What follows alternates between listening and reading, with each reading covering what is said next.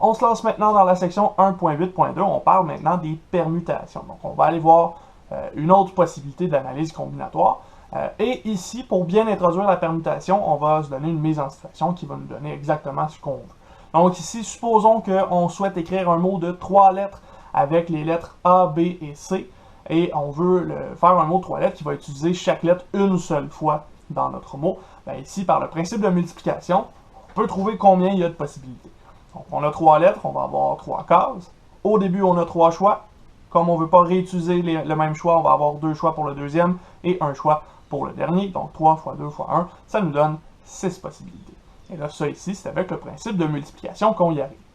On pourrait aussi, ici, comme on a seulement 6 possibilités, énoncer ces 6 possibilités-là. Donc on se souvient qu'on a les lettres A, B et C, et on veut écrire des mots de 3 lettres avec ces lettres-là sans les réutiliser. Donc on va avoir A, B, C, A, C, B, B, A, C, B, C, A, C, A, B, C, B, A. Ce sont les 6 possibilités qui existent pour des mots de 3 lettres avec A, B et C sans réutiliser les mêmes lettres.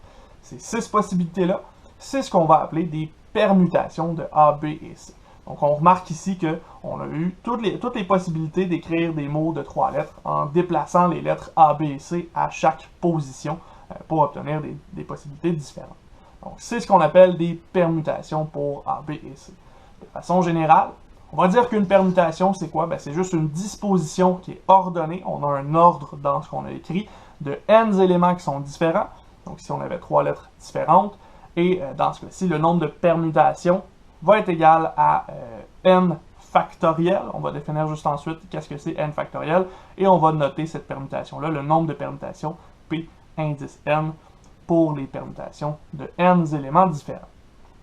Là, maintenant, on vient d'introduire n factoriel, et pour la plupart d'entre vous, c'est probablement la première fois que vous entendez parler de n factoriel. Ici, c'est pas n avec un point d'exclamation, je suis pas en train de dire n en criant vraiment fort, je suis en train de vous dire que c'est n factoriel, qui est un principe mathématique qu'on peut calculer. Donc, on définit c'est quoi la factorielle d'un nombre, puis on va voir qu'est-ce qu'on peut donner comme définition mathématique ensuite à factoriel. Donc, factoriel de n, qu'on note n, point d'exclamation, c'est un nombre qui va se faire sur un entier positif. N doit être un entier et doit être positif, sinon ça ne fonctionne pas. Et notre factoriel va représenter le produit de tous les entiers positifs plus petits ou égal à notre n qui le précède. Et on va faire ça avec un algorithme récursif pour calculer notre factoriel. Donc, le n va être multiplié par n-1, par n-2, par n-3, etc. Si on revenait à notre permutation des 3 lettres, on avait 3 lettres, on a multiplié 3 par 2 et par 1, on est arrivé à 6 possibilités. Donc, mathématiquement, notre n factoriel, on le définit de cette façon-ci. On a comme une fonction par partie. N factoriel va être égal à 1 si notre n est 0. Par convention, 0 factoriel, ça vaut 1. Pourquoi? Tout simplement parce qu'on veut que notre fonction fonctionne, sans faire de mauvais jeu de mots. Donc, la convention, c'est que n factoriel, n égale 0, en factoriel, ça donne 1. C'est une convention, il va falloir l'accepter, c'est ça qu'on prend pour continuer. Ensuite de ça, on va avoir n fois n-1 factoriel si n est égal à 1, 2, 3, etc. comme ça. Donc, c'est comme une fonction récursive. On va rappeler la fonction factorielle tant et aussi longtemps qu'on ne sera pas égal à tant et aussi longtemps que n ne sera pas égal à 0, on va pouvoir continuer notre factoriel. Donc, on se donne des exemples ici pour bien voir qu'est-ce qui se passe. Dans ce cas-ci, l'exemple qu'on a ici, lorsque on est à 0 factoriel, ben 0 factoriel, comme on a n égale 0, c'est égal à 1 par convention. Comme c'est une convention, on y va comme ça et on donne le résultat immédiatement. Ensuite de ça, 6 factoriel, dans ce cas-ci, on n'a pas n égale 0, on est dans le deuxième cas, donc on va utiliser 6 fois 5 factoriel. Et là, ça ici, ce sera égal à 6 fois 5 fois 4 factoriel, etc. comme ça, jusqu'à 6 fois 5 fois 4 fois 3 fois 2 fois 1. Et là, on pourrait faire fois 0 factoriel, mais 0 factoriel, c'est 1, donc ça ne sert à rien. Et ça ici, ça va vous donner, en gros, 720 pour le 6 factoriel. Donc, on est seulement au 6e factoriel des chiffres qui existent et on est déjà à 720. On peut comprendre que factoriel, ça devient gros rapidement. On y va avec 12 factoriel. Cette fois-ci, ce sera 12 fois 11 fois 10, etc. comme ça, jusqu'à 3, 2, 1. Et ici, on a un très gros 479 millions 1600 possibilités. Donc, on a une très grosse quantité de permutations possibles. On comprend que 12 factoriels, c'est très gros. En réalité, c'est très rare qu'on a besoin d'aller très loin avec les factoriels et c'est même très rare qu'on soit capable d'aller très loin avec les factoriels parce que ça grossit beaucoup trop rapidement. Si vous l'essayez dans votre calculatrice, essayez de faire 70 factoriels, vous ne le trouverez pas. De base, là, normalement, les calculatrices arrêtent à 69 factoriels. Au-dessus de ça, on dépasse la limite possible de la calculatrice. Donc, on a quelque chose qui augmente énormément avec les factoriels. Si vous voulez aller plus haut que ça vous prend une calculatrice informatique comme par exemple Maple ou un site internet comme Wolfram Alpha qui va pouvoir vous le calculer. Ceci étant dit, on va essayer d'appliquer notre factoriel, on va essayer d'appliquer nos permutations à des problèmes qui pourraient nous intéresser. Donc on regarde deux exemples ensemble, ensuite de ça on fera une petite définition, puis on aura fait le tour déjà des permutations. Donc exemple 1.19, on cherche à trouver le nombre d'anagrammes du mot parchemin. Un anagramme, qu'est-ce que c'est? Ben, c'est juste de réarranger les lettres dans un mot. Finalement, c'est juste de faire une permutation des lettres d'un mot. Ici, on a un mot de 1, 2, 3, 4, 5, 6, 7, 8, 9 lettres. Donc, comme on a 9 lettres, on va avoir P de 9, permutation de 9 qui serait égale à 9 factoriel. Et ça, c'est égal à 9 fois 8 fois 7 fois 6, 5 fois 4 fois 3 fois 2 fois 1. Et c'est égal. Et ça ici, si vous voulez calculer, c'est égal à 362 880 possibilités. Donc, à la question combien il y a d'anagrammes possibles au mot parchemin, on répond qu'il y en a 362 880. On a une quantité phénoménale de mots qui peuvent être écrits avec 9 lettres. Évidemment, ce ne sont pas tous des mots. Si vous remplacez P et A, ici ça fait parchemin, c'est pas un mot. C'est quelque chose qui n'existe pas, mais c'est une possibilité, c'est un anagramme possible du mot parchemin quand même. Ceci étant dit, on passe à l'exemple 1.20, puis on va se rendre compte qu'il y a certains mots qui nous donnent un petit peu plus de fil à retordre lorsqu'on cherche les permutations possibles. Donc en particulier, celui-là ici, on cherche le nombre d'anagrammes possibles du mot errer. E-R-R-E-E, E-R-R-E-R plutôt. Donc on a 3 fois la lettre R, 2 fois la lettre E, et au total, on a 5 lettres. Donc si on se fie à ce qu'on a fait ici, on a 5 lettres. Donc on a 5 factoriels possibilités. 5 fois 4 fois 3 fois 2 fois 1. Et ça ici, ça nous donne 120 possibilités.